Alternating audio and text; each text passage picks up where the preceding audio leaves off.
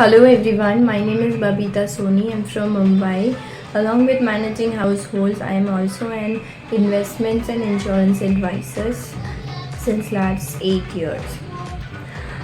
I am here to share my experience with SHUBHVARDAN.com. Before attending this workshop, I was having many myths like you should have a proper goal with a proper deadline, you should manage your time properly, you should think about future, you should work, you should think and you should work according to your intellectual qualities, and many more such beliefs. But after attending this boot camp, here I learned that you cannot manage time, you can manage yourself, your focus. Focus is the most valuable asset than time. You became what you pay attention to.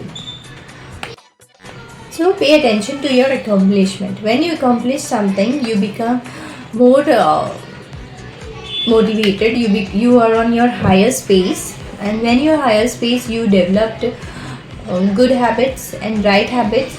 Right habits leads to the right goal, not the goal which you have decided, but the right goal which you deserved. So focused implementations in authentic directions lead to a success. And now what is this authentic direction? It's a mentorship.